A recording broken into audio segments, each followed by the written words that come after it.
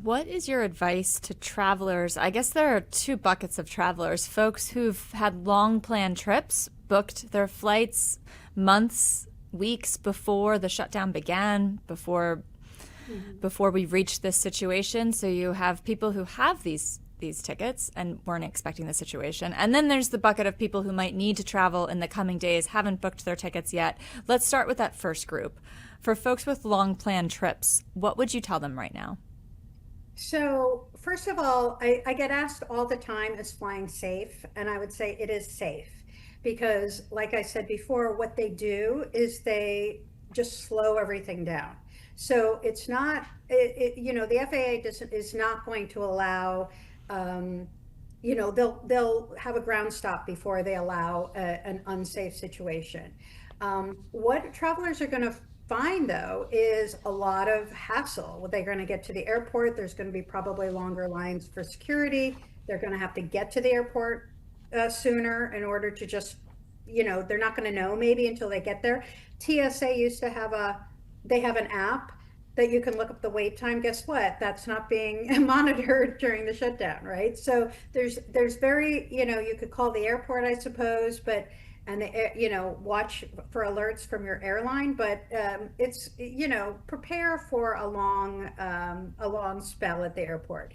And then so back to your question, I think if you have your flights booked and I would say, do you have travel insurance? Are you able to maybe it depends on your level of tolerance of hassle, right? Are you prepared to spend the whole day maybe traveling when you thought it was going to be a 4 hour uh, experience? If you have travel insurance and if you can maybe postpone the trip, maybe that would personally, that's what I would do. I've been telling people, if it's like an 8 hour drive, why don't you just drive? Because you'll probably get there faster than you would, uh, very possibly if you flew. So, I mean, I think it's just going to be a very awful, hassle filled experience at airports until this gets resolved. You answered my second question there. So if you can drive or take other means of transportation, that's your advice to folks who are It's a planning trips right personal, now. yeah, it's a personal thing, but I mean, I would much rather be in a car. I know the safety, the track record for safety for air travel is a lot. I get every aviation, expert. Don't call me. I know the stats say that it's much more dangerous to drive, but honestly, I feel better when I'm moving than when I'm just sitting in an airport lounge. So yes, like I would say, start to kind of like think things through.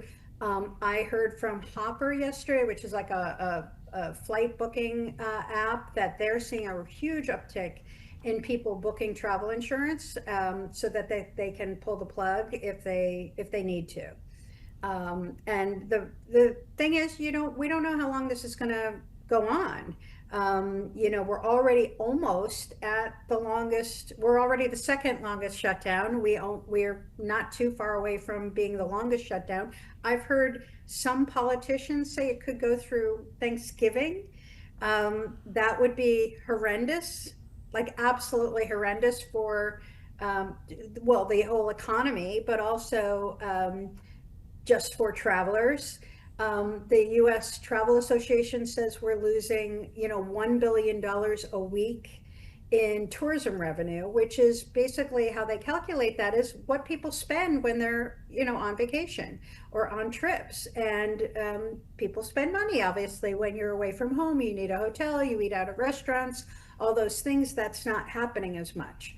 So it's a huge issue for the entire economy, and I think I'm hoping that it ends quickly. I've spent a lot of time over the last few weeks speaking with TSA officers and air traffic controllers. I have a lot of sympathy for their predicament because they're not getting a paycheck when the Congress people who put the shutdown on the map, they are getting paid, and the House members aren't even in Congress right now. It is very hard to not see this as an unjust kind of situation.